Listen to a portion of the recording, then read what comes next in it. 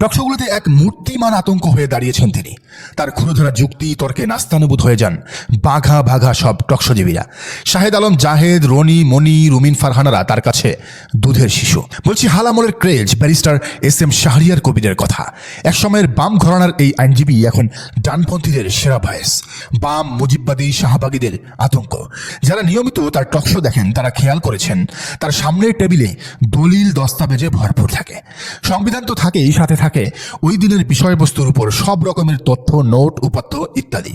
কেউ মিথ্যে তথ্য দিলেই হাতে নাতে কট। কোর্টকে দুদিন আগেই কাঁচুমাচু অবস্থা হয়েছিল বিশাল মাপের বুদ্ধিজীবী হিসেবে আবির্ভূত ডক্টর জাহিদুর রহমান ওরফে রুমিন জাহিদের। ওই একই টকশোতে আরেক হেভিওয়েট বুদ্ধিজীবী আব্দুল নূর তুষারকেও হাতে নাতে কট দিয়েছিলেন এস.এম. শাহরিয়ার। তুষার, জাহেদ দুজনই ৭১-এর আগে পাকিস্তানের মন্ত্রিসভায় জামায়াতের দুজন মন্ত্রীর অংশগ্রহণের ব্যাপারে অপপ্রচার চালালেও পরে দেখা গেল সেখানে আওয়ামী লীগের লোক বেশি ছিল। জামায়াতের যে দুজনের কথা বলা হয়েছে তার একজন সে সময় জামায়াতে ছিলেন না, যোগ দিয়েছেন ৭১ সালের পর। তুষারের তো একেবারে তুষারপাত। সে ভেবেছিল যা ইচ্ছা তাই বলে ইতিহাস বানিয়ে বানিয়ে বলে পার পেয়ে যাবে, কিন্তু শাহরিয়ার যে সব কাগজপত্র ইতিহাস নিয়ে হাজির সেটাও জানতো না। ঠিক একই কায়দায় জাহিদুর রহমানও ধরা খেয়েছে শাহরিয়ারের হাতে। এইভাবে দলিল দস্তাবেজ নিয়ে বসলে জাহেদ, তুষাররা আর কখনো খেলতে আসবে না, অন্তত ব্যারিস্টার শাহরিয়ার কবিরের সাথে। একই সাথে একই টকশোতে বটফোর্সের জাহেদ আর চাটুকার তুষারকে ছক্কা মেরেছেন তিনি। এর আগে শাহেদ আলম আর নীলুফার মনির অবস্থা তো নাজুক বানিয়ে ছেড়েছিলেন শাহরিয়ার কবির। ব্যারিস্টারকে আইন শেখানোর ধৃষ্টতার জবাব পেয়েছিল দুজনেই। শাহরিয়ার শুধু যে প্রতিপক্ষকেই যুক্তি দিয়ে ঠান্ডা মাথায় ঘায়েল করেন তা নয়, নিরপেক্ষ নামের মুজিব প্রেমী আর তারেক প্রেমী উপস্থাপিকাদেরও এক হাত নিতে একবারও ভাবেন না তিনি। কাল যমুনা টিভির টকশোতে শেখ মুজিবকে ৭৩ সালের বিনা ভোটের ইলেকশন আর বাকশাল কায়েমের জন্য বিশ্বাসঘাতক বলতেই চটে উঠেছিল মুজিব প্রেমে মগ্ন উপস্থাপিকা রোকসানা আঞ্জুমান নিকোল। তখন একেবারে হাতে কলমে ভদ্রতার শিক্ষা দিয়েছেন তাকে, জানিয়ে এখন সামাজিক যোগাযোগ মাধ্যমে তোলপাড়।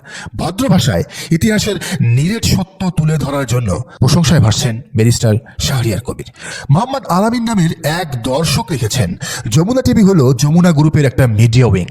দৈনিক যুগান্তর পত্রিকাও এদের। নুরুল ইসলাম বাবুল হলেন এই গ্রুপের আসল মালিক, যিনি ১৩ জুলাই ২০২০-এ করোনায় আক্রান্ত হয়ে মারা যান। তার মৃত্যুর পর অ্যাডভোকেট সালমা ইসলাম যমুনা গ্রুপের চেয়ারম্যান নির্বাচিত হন। সালমা ইসলামী হলেন বাবুলের স্ত্রী, যিনি এক সময় আওয়ামী আমলে জাতীয় পার্টি থেকে বিনা ভোটে বারবার এমপি নির্বাচিত হয়ে ফেসিবাদের আয়ু বৃদ্ধিতে সহায়তা করেছেন। তবে ২৪ সালে যমুনা টিভির যে ভূমিকা, মানে যে পজিটিভ ভূমিকা, এটার পেছনে মূল কারণ কি জানেন?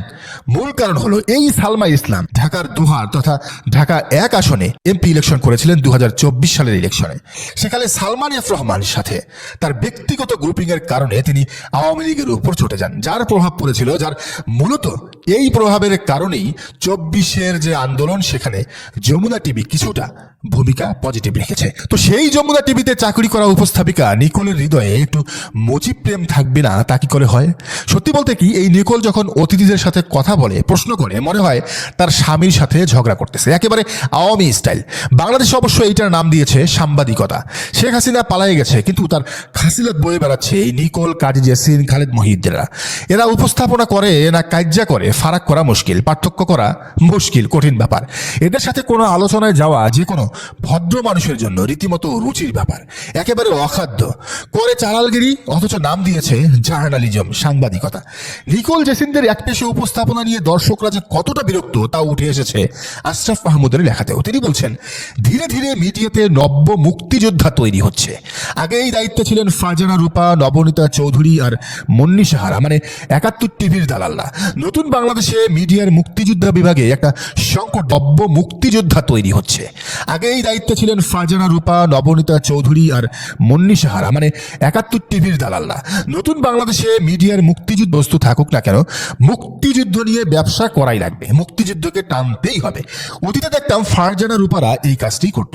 মুক্তিযোদ্ধা কসলাইতে গিয়ে চেতনার ব্যবসা করে হাসিনা আজকে এক কাপড়ে দেশ ছাড়া, আর ফারজানা রূপা স্বামীসহ কারাগারে। এমনিতেই বললাম আর কি, আসলে ইদানিং এদের উপস্থাপনাগুলো এতটাই এক পেশে যে তার প্রমাণ রাখে গেস্ট সিলেকশনও।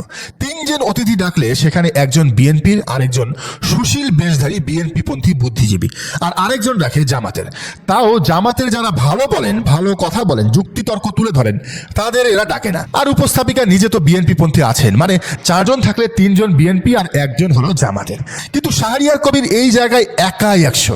তার সাথে বিএনপি, আওয়ামী লীগ, বাম, রাম সব একসাথে হয়েও তাকে হারাতে পারে না, হেরে যায়। শেষে বলে কি জানেন, আমার মনে নেই, ভালো লাগছে না, হাঁটুর বয়সী, রাজাকার, আলবদর, হ্যান ত্যান।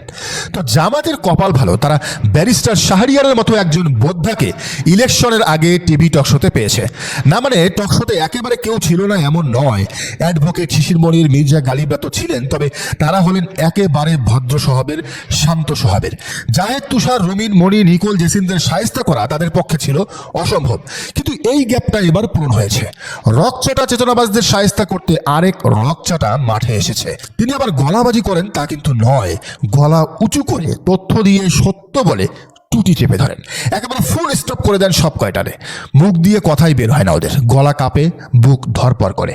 তো বাতিলের আতঙ্ক হয়ে ওঠা শাহরিয়ার কবিরকে জামাতের বড় নেতা মনে হলেও তিনি আসলে জামাতের কোনো পদেই নেই, কোনো পদ পদবি তার নাই, কর্মী সদস্য কেউই নন তিনি।